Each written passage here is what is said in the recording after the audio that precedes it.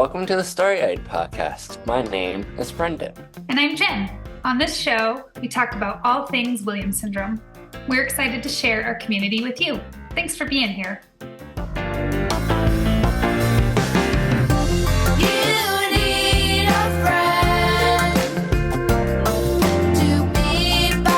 I meet this woman, Dr. Carolyn Shivers, at the Buffalo Convention Planning meeting, and she just seems super cool. And she's talking about like sibling workshops, which is something that we have talked about here on this podcast, but it's also something that we have talked about, a need for in our community. And so I'm like, wow, she's super cool. And so I reach out to her saying, hey, would you want to come on the podcast and like talk about, your work with siblings and everything? And then I Google her, and she turns out to be like this super awesome, dozens of papers published and just really working.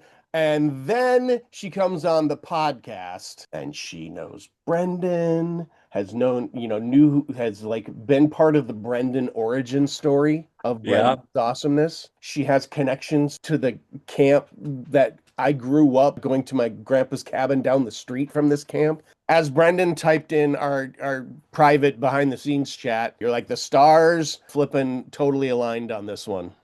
Oh my God. Like, holy smokes. That was so cool. Do you remember her now? Now that she brought it up, are you now that I remembering think her? back to it, it took me a minute to like register, but once I registered it, I was like, whoa, wait a second. Yeah. Like, okay, oh, hello, hi. Yeah. Good to see you again. So this is a woman who has been tangentially a part of our community for a couple decades. Really exciting. Yeah. So she's on the planning committee for the Buffalo Convention, and she already said that she has a favorite bakery. So that's a win in my book. She's a great add to the Williams syndrome family. And now that we know you, Carolyn, you can't get out. Nope. You are one of us. Gobble gobble, geeble gobble, one of us. Yeah, we're Stuck like, for what life. other Stuck for things? life. What other things can we have you do? Well, everybody enjoy this episode with Carolyn. Yes. You're gonna have so many questions and want to know her after you hear this. Yeah. Write them down and then come to convention and ask her. Yeah. Yes. Hi, I'm Morgan Jane Starkman. I am the daughter of Greg and Joanne Starkman from Inner Sense Organic Beauty, and I'm so happy to tell you something really special. The Hair Renew Scalp Hair Bath and the Hair Renew Soothing Conditioner from Inner Sense Organic Beauty. These clean, safe products help take care of your scalp and hair. They make your scalp feel calm and renewed. I love how they make me feel cared for, and I think you'll love these products too. Let's take care of our scalp and hair together. Try them today and save 15% on your first purchase with my code Morgan15 at InnerSenseBeauty.com. Hello, Dr. Carolyn. How are you? I'm doing great, Brendan. How are you? Doing well. So for those who might not know who you are, why don't you take a few seconds to introduce yourself and tell everyone a little bit about yourself? Yeah, so my name's Dr. Carolyn Shivers. I'm an associate professor of psychology and director of the disability studies minor at Niagara University in Western New York. And ages ago, before I got to the Buffalo area, I was a grad student in psychology at Vanderbilt University, where I started spending many summers working with the Vanderbilt Music Camp for people with Williams. Fun fact, that is actually where I met Brendan in the summer of 2009 for my very first camp that I worked at. Brendan was one of the first two campers that I met. It was you and Gary. That's we talked about tattoos Holy because smokes. I just got my first tattoo and you showed me yours. That's so funny how the stars aligned again. Yeah. Yes. Yeah. Yeah. 17 years ago. Isn't that wild? That's bonkers. That's bonkers. Yeah, I'm glad that you are sharing that because I was thinking, like, looking at your bio, I was like, how did we connect with you? And I was thinking that maybe it was Buffalo because you're there in that area where we're having our upcoming convention. But no, it's all these years ago. Okay. Well, I'm interested to hear how you got into disability studies. Like, our friends that we find who stumble upon it are just like so amazing. And I'm always curious, like, how your journey manifested itself. Yeah. So my journey working with and having the pleasure of being surrounded by people with disabilities started from the moment I was born. Okay. My mom's youngest brother, my Uncle Dan, had Down syndrome. Okay. So growing up, he was Uncle Dan, and he was Uncle Dan, and we knew he had Down syndrome, and we knew he had a disability. He communicated non-verbally, and his entire life, he just pretty much did what he wanted.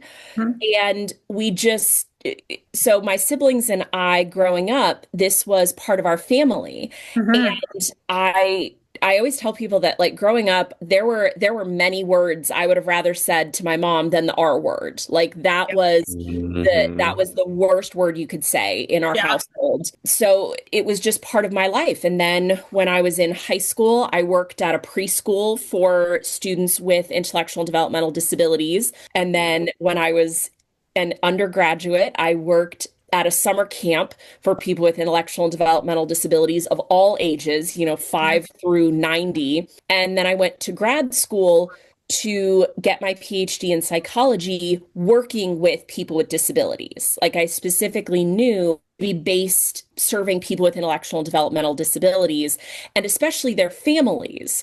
So I was very, very lucky when I got to Vanderbilt and worked with the incomparable Dr. Elizabeth Dykens. I love That, that. yes, phenomenal human being. And the Yeah. first time I met with her, she said, "Okay, you know what I do. You've looked at my research, but if you could study anything in the world, what would you study?" And I said, siblings. I wanted to understand my mom's journey, essentially. Like, and not just my mom's journey, but her other non-disabled siblings. What is that like when there are multiple siblings? What is it like when your sibling speaks versus when they communicate non-verbally? What if they, go to college versus they're not the kind of person that colleges accept? What do these different pathways look like from a sibling perspective? So that's what I've done. And then from a strict disability studies perspective, because some of your listeners might know that the field of disability studies is a smaller subset of academics Right. looking at the social aspect of disability. Like, how do we decide who's disabled and who's not disabled? And what does that mean about how we treat someone once we decide they have a disability? So that came from my first job at Virginia Tech, and they hired me and they said, "Oh, we want you to create this undergraduate minor in disability studies." So I had sort of a crash course of all of the language and all of the history and putting together this minor that within 5 years became the largest undergraduate minor at Virginia Tech. Oh, wow. That's fascinating. Well, like, so your younger years, when you were saying that you were kind of taking on some like roles within the disability community, were those like something that you were seeking out, or is that something that your mom was having you do? Or was it a combination of both? I'm just No, curious. that's a great question. It was all me. It was something my mom was really good at letting us just sort of find our own path. So my immediate older sister, she's a mechanical engineer. Like, her volunteering was, okay, what can I put together? What can I build? Yeah. Whereas I always enjoyed being around people with disabilities. So I will tell you, one of the rules that my mom had was when we were in college, we got to come home for the first summer. But then after that, so after our sophomore year, we were on our own. We had to find our own housing. Yes. Again, my sister, who is a mechanical engineer, she was getting these big fancy things that paid for her to live in hotels. And I'm like, well, I can work at a summer camp and Yeah, live in live in cabins. Yes. So Yep. I found this phenomenal camp up in Minnesota called Camp Friendship. And I worked there for the first summer because I'd worked with people with disabilities before and I thought it sounded interesting. And then I fell in love with it and I worked there the rest of my college career. So yeah, this was really it was I was introduced to this world because of my mom and her family. Mhm. And then I discovered that I loved it, and it was something that I had at least a reasonable amount of skill for. Yeah. So I just kept sort of following that path. Yeah. And psychology, like, did you say that it allowed you to then concentrate on disability, like as kind of a sub grouping within? Okay. So tell us more about that, because that's really interesting. A lot of people do stumble into disability similarly to you. They know somebody and then they get in a camp and then it's amazing. Camp is amazing. And then people never leave because it's so much fun. But I'm interested to hear more about like psychology and how like that part of your work. Yes. And it's interesting that you say, psychology sort of let me focus on disability. It's more that I made psychology allow me to force to focus on disability Yeah. because as you probably know, that's not what a lot of psychology focuses on. Right. A lot Right. of the disability research, it comes from special education. It Yeah. comes from, maybe medicine or genetics or something. But I just decided that was what I wanted to do. Yeah. I decided when I was in third grade, when I was 9 years old, that I wanted to go into psychology because I wanted to understand people. I wanted to Mhm. understand humans. Yeah. And I decided, okay, I'm going to go into psychology. This is what I'm going to major in. This is what I'm going to do. Well, then through my work and volunteering, I was, working with people with disabilities. And like you said, just loving it and falling into Mhm. it. You never want to Mhm. leave. Yeah. So I decided I wanted to merge both of those. Well, then when I went to apply to grad school to get my PhD, there just weren't a lot of options. There aren't a lot of people in psychology working with people with intellectual and No. developmental disabilities. Yeah. And again, Dr. Dykens was one of them, and she Yeah. was kind enough to take me on and let me sort of carve out my own path doing the kind of research I wanted to do. So my degree is in developmental psychology, which Okay. is even less common from a disability standpoint. Mhm. Most of Right. the disability researchers in psychology are either social psychology or clinical psychology. Right. And again, I didn't want either of those. I wanted developmental. I really wanted to look at this lifespan perspective. So I just sort of cobbled together my own classes and got the degree that I wanted. A lot of my career, not to sound glib, is just me continuing to do things until someone tells me to stop. I And if love it. nobody tells me to stop, then I just keep doing it. I love it. Yep. And I think that that is, especially when it comes to disability, like so needed, right? Because there's just not a lot of people doing a lot of work up in it. I mean, there is versus like I think I'm a little older than you, but like in the olden days, like I wasn't exposed to anybody with a disability, not until I had a daughter with a disability. And I'm like, shoot, I wish that I would have had more exposure, right? Like going back into like my childhood and my young adulthood, because I think it would have better prepared me. And then I do feel the same. I'm like, I missed out.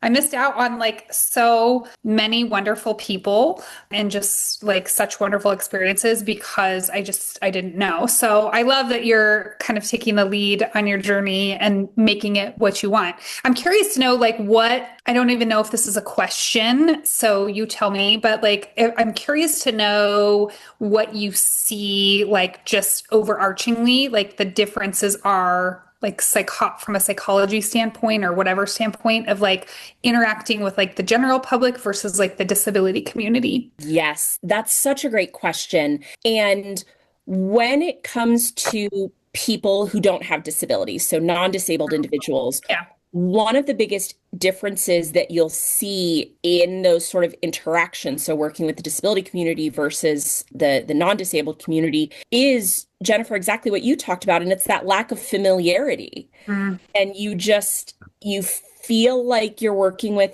or interacting with an entirely different population. And yes, it is, but also it's not. Like Yeah.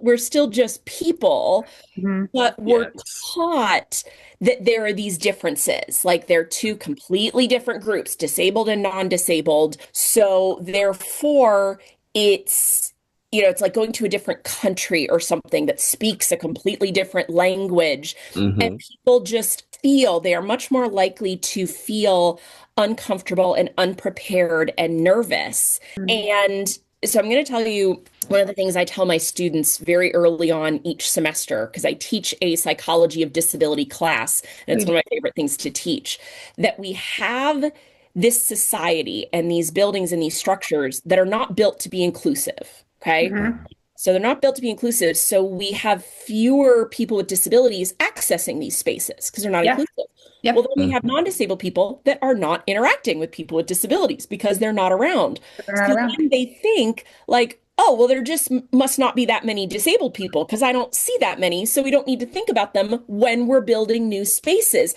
And you Yeah. just get this spiral of lack of inclusion that continues to perpetuate the idea that one, there just aren't many people with disabilities around, so we don't need to worry about them. And two, that they're so different that it would take some massive amount of work or effort to actually communicate with them and include them, which is Mhm. Right. often not the case. Right. No. Right. Yeah. It's often not the case.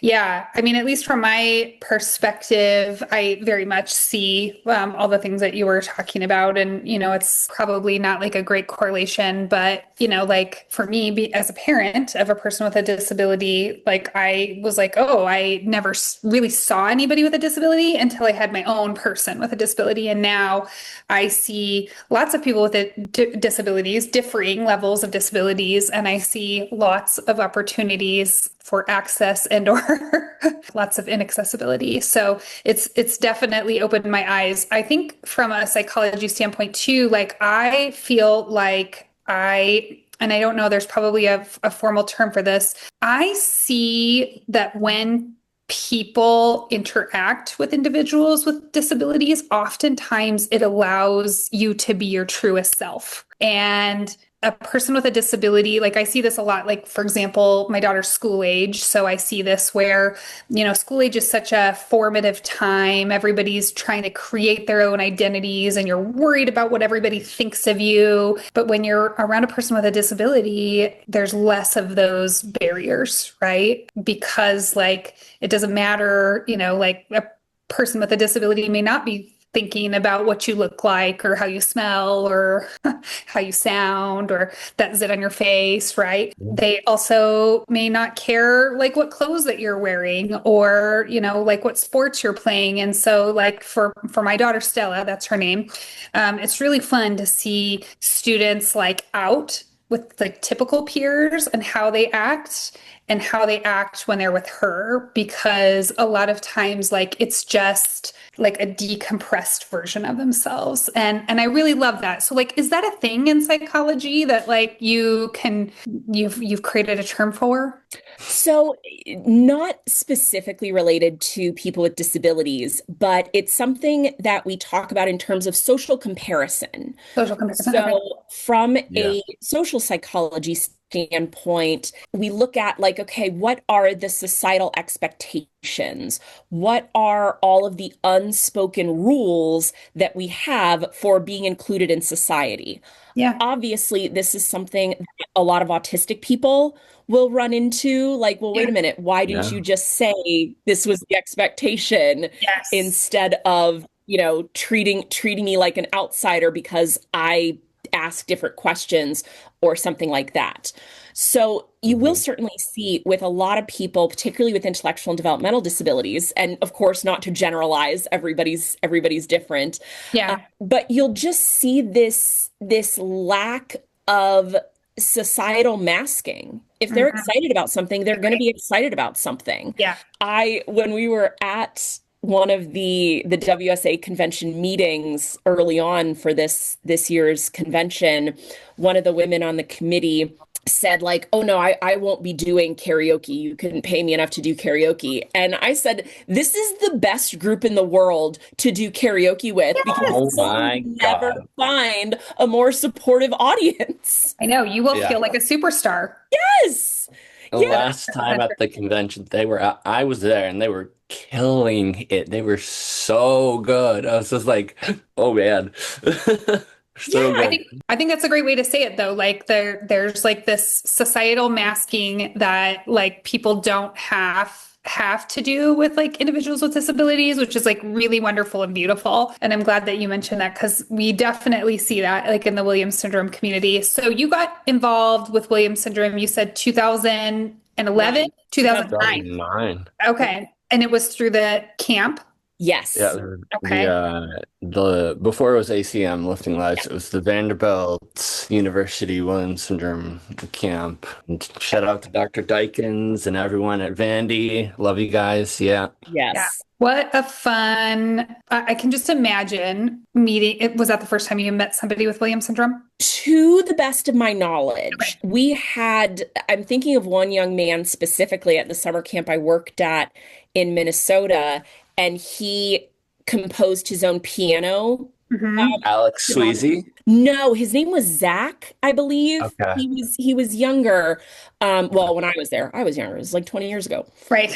Um, but my director at that point, because I told her like, oh, this kid's just out there playing the piano, and she said, oh, does he have Williams syndrome? And that was the first time I had ever heard of it. Okay. So, but working at Vanderbilt was definitely the first time that I knew people with Williams syndrome, and I knew they had Williams syndrome, and they knew they had Williams syndrome.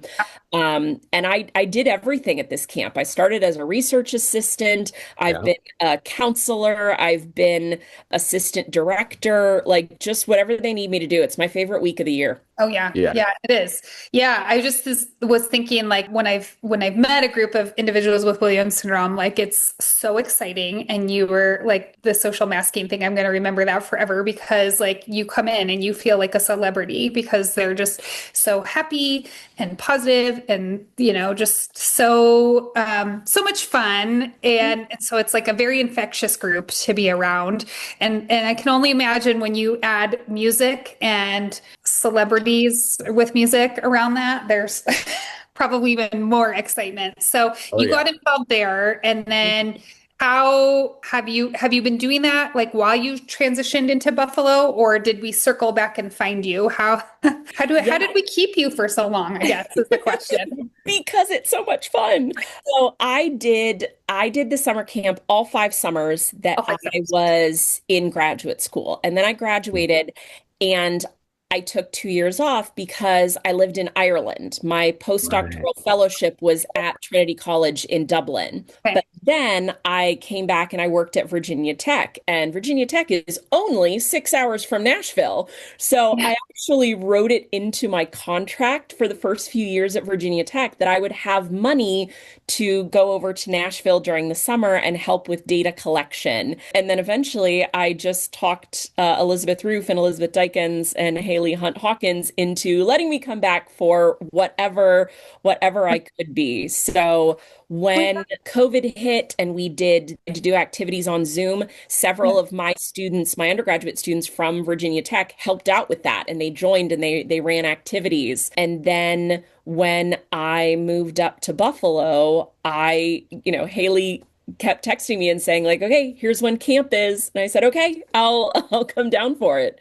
One of the many joys of being a professor is you do get summers off. Like we still work, Yeah. but it's not Yeah. 9 to 5. So I can afford to drive back down to Nashville and just have an absolute blast for camp week. Yeah, well, and like you said, you get to continue to cultivate your own journey. So now you're on the planning committee for the convention, and that is super exciting. Tell us how has that been for you? Yes, it has been Less so fun. Has exciting. it been less fun? Well, it's less fun because there's a lot of organization Yeah. obviously Yeah. involved, but it's fun because you know what's coming. Like the Yeah. anticipation is fun. And it started really last summer in Nashville. And, we have so many amazing campers who regularly go to conventions. Yes. Yeah. Phoenix, and I don't remember if it was Haley or if it was Josh Dean or somebody who said, "Oh, it's going to be in Buffalo," and I about jumped out of my seat. I'm like, "I'm in Buffalo. You all have to come see me in Yeah. Buffalo." So I reached out after last summer to the planning committee and just said, "Hey, I'm here if you want me to, give a talk or something about families and siblings." And they just responded, "Cool, our first planning committee meeting is on Monday. See you there." And I said, "Okay, I'm on the planning committee now." Yes. Cool. Oh, so you have Yeah. not been to convention yet. No, I had never been to convention. It had just never worked out for me in Right. terms of the research I was doing. I mean, obviously, a lot of my colleagues had done research there. Marissa Fisher, Miriam Lenz, Yes. had done work at conventions. Brendan, I don't know if you remember the summer with the dulcimers, learning how to play lap Oh, dulcimer. That was one of Miriam's yeah. That experiments that was a I hoot. helped code and work on. Oh, But yeah, no, that I've was never actually crazy. been to conventions. So I am ready. I'm so excited. Yes. Can't wait Yes. to see you. Same. Yeah. Have you picked out your karaoke song? Yes, I have. Okay, great. Great. Are you sharing it here or are we waiting? Is it going to be a surprise? No, I'm happy to share it. I feel like it's old school enough that I'm not probably going to run into a lot of competition. Yeah. My karaoke song is Shania Twain's "No One Needs to Know." Yeah, Ooh, that's a good one. That is yeah, a little great throwback, one. little 90s. Yeah. Yeah. Yeah, my daughter Stella was diagnosed at 5 with Williams syndrome, and then like within this was January, I think, of when she turned or like when she was diagnosed. And we went to convention in July, and so like it was a very short time frame between like learning about Williams syndrome to going to our first convention, and it was a lot, and it was exciting, and it was so many emotions. And so I bring that every time into a convention, just that excitement of like what I'm going to learn and who I'm going to meet. And I'm going to be socially tapped out by the end because there is so Yeah. much socialization. Yeah. You need your Yes. quiet time. Yes. So do you have like a primary disability that you study, or in your work, are you studying all facets of disability, like as part of the human experience? Yeah, that's a great question. So, in general, I study all facets of disability. Much of my published work is focused on people with intellectual and developmental disabilities rather than physical or psychiatric disabilities. Yeah. But I've done all of the above. And the projects that I'm currently working on are actually creating measures of experienced ableism. So the idea is to have this apply to anybody with any kind of disability because, Brendan, you'll know this. I know you've participated in research. So many times when we do studies with people with disabilities, we sort of only ask about them. What are your symptoms? What are your behaviors? Maybe we'll ask about like what supports or therapies you're using, which is all valid information. But what we don't ask is what barriers do you experience? What kind of treatment do you get from other people? Right. So we developed a measure for people with disabilities. Are people staring at you? Are people not listening to you? Things like that. And Jennifer, the project that we're currently working on, and we're hoping to send this out within the next few months, is a measure of what we're calling parallel family ableism. Okay. So, as a family member, maybe they're not staring at you. Maybe you're not the one who can't get in the building, Mhm. but you still experience that as a family member. And especially Okay. as a parent, you're the one that's often the point of contact for the therapists, the clinicians, the teachers. Yeah. And hopefully you have wonderful and supportive therapists and clinicians and teachers. But Yeah. every once in a while, you're going to have people that maybe don't listen or maybe have different ideas of what is best for you and best for your daughter. Yeah. And we believe that has an impact on people. It's not Yeah. just, what are the quote unquote symptoms of disability, but how is the world treating your family member with a disability? And, I saw that with my mom and her family, what they experienced with my Uncle Dan. And I want a way to put numbers to that. So when we do studies, it's all about the statistics and what's related to what.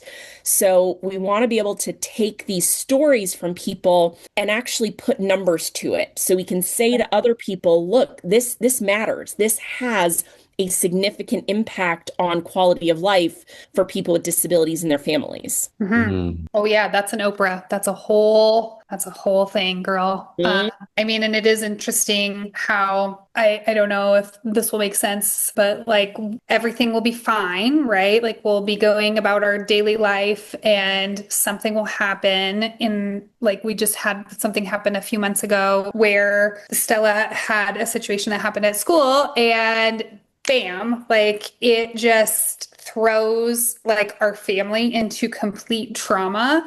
And it's like, it's hard to identify if it's like the thing that's immediately happening that's causing that, or it's that plus everything else that we store, right? Like in our bodies and in our memory about past traumas that make it really, really, really hard to work through. So like for any family, you go through things, right, as part of life and the lived experience. But I do think for people with families with disabilities, things are felt much more intensely because we have it all stored.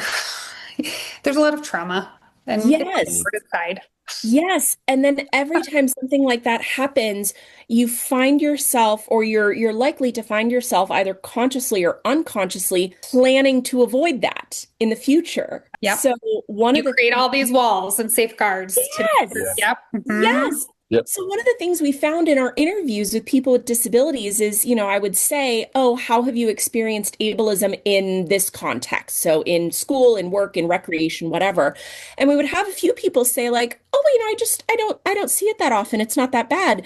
And then you keep talking and you learn that's because they've built their whole lives around avoiding those kind of barriers. And especially when it's your child or your family member and you want to protect them so much, it's exactly like you said, those walls, those systems that you build to try to avoid I'd say the worst of society, but it can be anywhere in society. And Jennifer, just like you said, it can come out of nowhere. And it can be with lovely people Yes. that are the best intentioned, and it just happens. I'll be interested to see like what comes of that, because I do think that you're right. We do as families sort of build structures to insulate ourselves from that. And that's not good.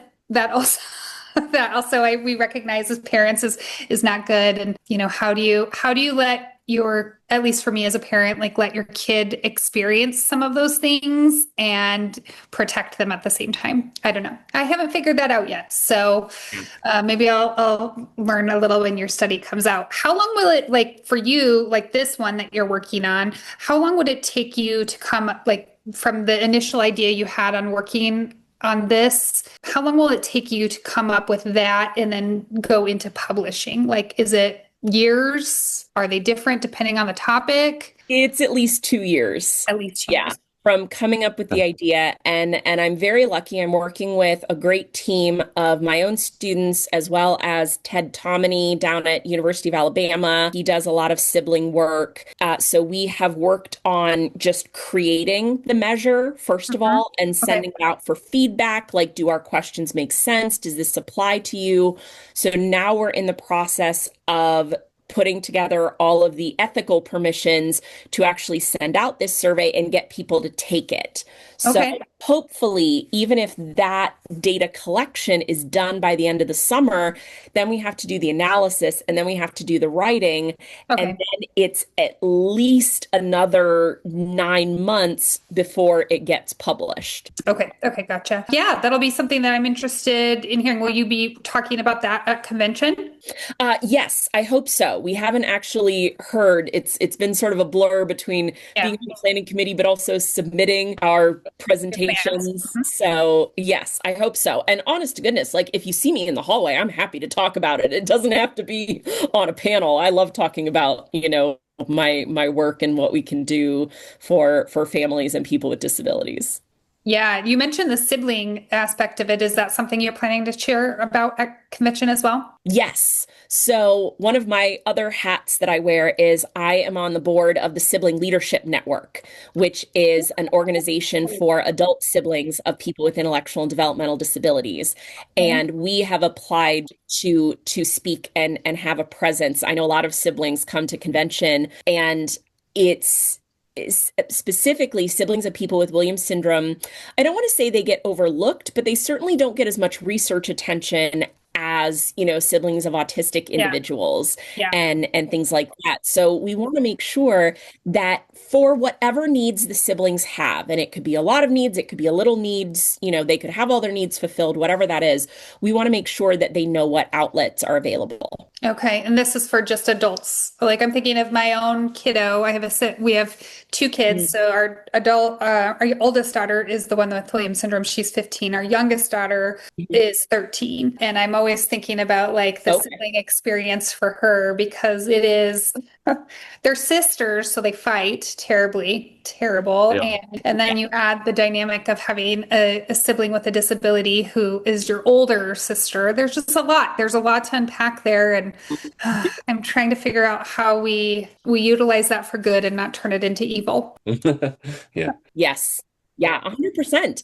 And that's what we hear from parents all the time. So yeah, the Sibling Leadership Network, the leadership network in and of itself is mostly for adults, but we are working with SIB shops and the Sibling Support Project, which is geared toward younger siblings as well. Okay. I love that. Yeah. I mean, one of the values of convention, I think, is not only for us as parents and for our individual with Williams syndrome, but it's for the sibling, right? Because she gets to go connect with other siblings of people with Williams syndrome. She gets to see, we have a spicy Williams syndrome person. I don't know if you've ever listened to the show, but she's not as friendly as the rest of them. And so that's another thing that's interesting. She'll say like, oh, well, all these other people with Williams syndrome are so great. Why is my sister so mean?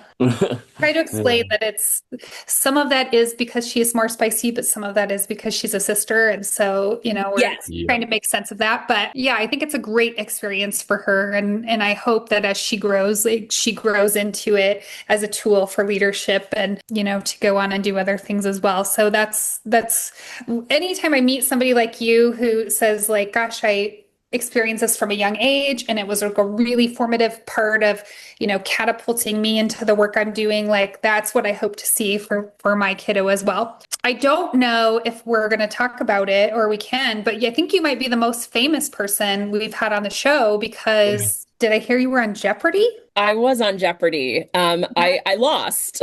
I want to throw that out there. I was on Jeopardy for one day. Does it matter? February 7th, 23. Yes.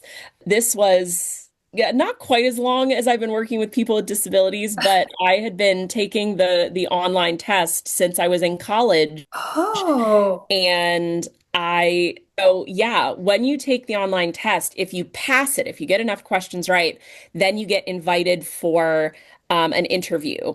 Because they want you to, see, can you work the buzzer? Can you look reasonable on camera? All of these things. And I passed the online test 7 times, and then you do the interview, and then you're just in the contestant pool. Like they don't tell you how well you did at the interview, but you can keep coming back. And I just did. I just wore them down. And after my fourth interview that I made, they invited me on, and it was an absolute dream come true. Highly recommend. It was a blast. I think it was so much fun. And one of, my dear friends with Williams syndrome, Clancy reached out to me ahead of time. Mikey Johnson sent me an email afterwards and said, "Hey, I saw you on Jeopardy. This was awesome." Yes. So yeah, it was a complete blast. I absolutely loved it. Oh my gosh, that's amazing. Well, I mean, so again, talking about like you are just a person who knows what she wants from a very young age, and you're just making it happen. That's super cool. And what a fun thing to like add. There's probably a whole psychology dive you can go into of people who are on game shows as well. Oh, we have behind the scenes. Yes. And we talk about it. Like there are Facebook groups, and there are some wonderful people and women that I've met. I will say something funny for me, particularly on my episode, was the first daily double that I got was a question, and the answer was Eden Prairie, Minnesota. That's where one of our camps was. Yes. So I knew that answer because I worked at this camp. Oh my gosh. Camp for people with disabilities, and I was just really excited about that. Oh, That's so cool.